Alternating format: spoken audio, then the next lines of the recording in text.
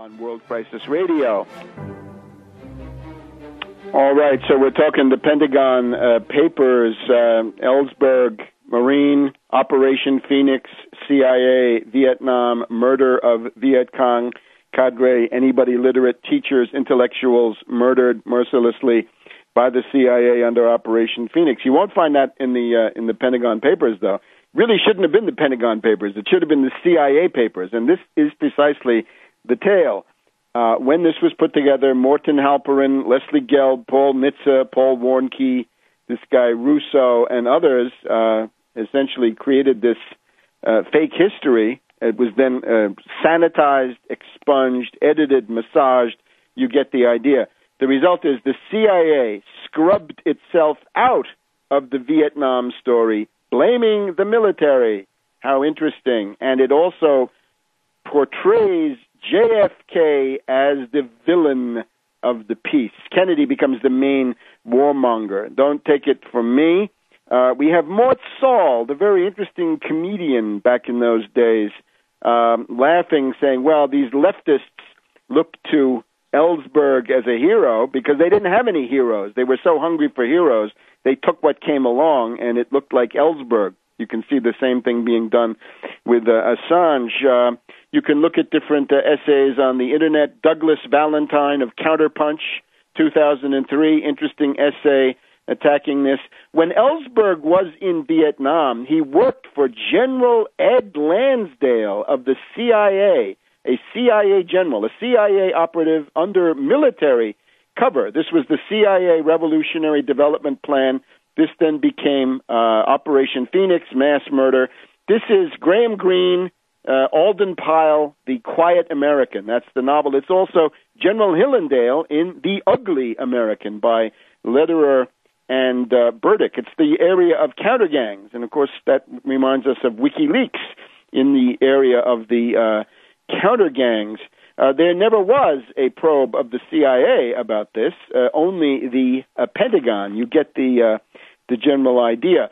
Fletcher Prouty, who was on the inside and who knew, points to the fact that the Pentagon Papers, this is his book, Prouty, JFK, CIA in Vietnam, published by Birch Lane in 1992, points to the fact that this whitewashes the CIA and demonizes Kennedy. There's nothing about National Security Action Memo 263 by Kennedy, October 1963, less than 2 months before he was assassinated. The U.S. would be out of Vietnam in 1965. There's not, interestingly enough, the Pentagon Papers just gloss over the fact that there was the Kennedy assassination. You've also got the fact that some of the people who are responsible for the impotence and failure of the U.S. left over recent years are the original brigade of groupies and cheerleaders for Ellsberg, starting with Noam Chomsky. Chomsky's, of course, hatred of Kennedy. Chomsky's been on a lifetime crusade to validate the thesis of Ellsberg's Pentagon Papers, or the Pentagon Papers as edited and presented by Ellsberg, that Kennedy was evil. Kennedy did all these things. It's essentially the mentality of the CIA, going back to the CIA failure at the Bay of Pigs, Kennedy's firing of Allen Dulles, easing out these other characters, Bissell and indeed Wisner, reminds us of the Sarkozy angle on the Wisner family. So I think you can see it. Other friends of Ellsberg, Richard Falk. Hey, how about that? Noam Chomsky, Howard Zinn, Peter Dale Scott, unfortunately, also out there leading the charge. Senator Gravel, of course, for political reasons, battened on to this stuff. It is wrong to be an opportunist. You also got to check out this Anthony Russo, the co-defendant of Ellsberg. Speaking of co-defendant, Ellsberg's lawyer, Leonard Bowden, National Lawyers Guild, the father of Kathy Bowden, weatherman, terrorist, in jail for murdering 2 security guards and a cop in the Brinks robbery.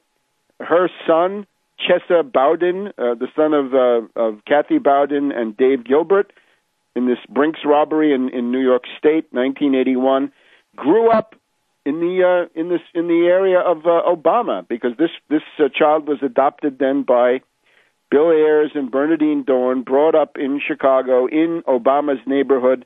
This kid was born in 1980. He's now, he went to Yale. He became a Rhodes Scholar. He's going to Yale Law, got all the advantages.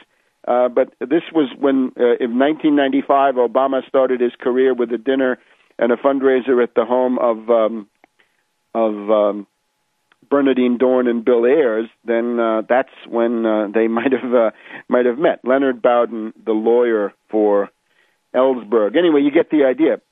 Interestingly, Morton Halperin is also one of the backers of Philip Agee, which is another example of a self-exposure, disinformation, limited hangout operation. And that is what we're dealing with again now.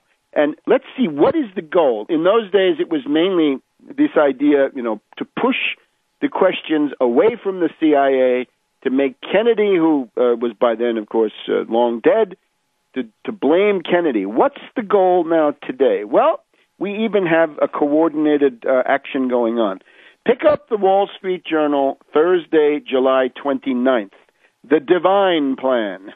It's not Divine, it's Jack Devine, Devine. Jack Devine, former CIA Deputy Director of Operations, Chief of the CIA Afghanistan Task Force, 1986-1987, Iran-Contra, currently working in private industry. Jack Devine says, the CIA solution for Afghanistan. In a nutshell, there's no victory, but we can prevent Afghanistan from becoming a haven for al-Qaeda with a covert action strategy based on predator drones and alliances with local leaders. Get the idea? Assassinations through predator drones, warlords and drug lords working with the CIA on the ground. And as he correctly says, this is what was done in October, November, December of 2001.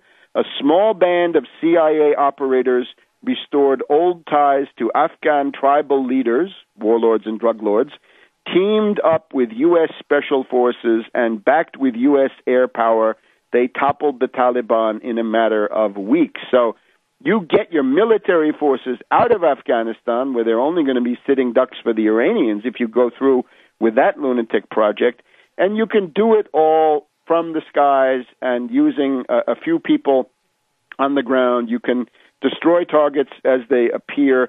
In other words, you can do pure anti-terror. No more counterinsurgency. Leave the Taliban alone. Indeed, negotiate with the Taliban. Too bad if you died. Too bad if you were part of the 66 people who died this week.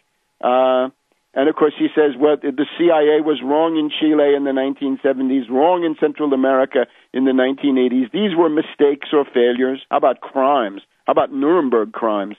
This was a flawed policy, and the CIA had no part in determining that flawed policy. Well, that's just ridiculous. They made policy and confronted people like stupid Reagan with a fait accompli.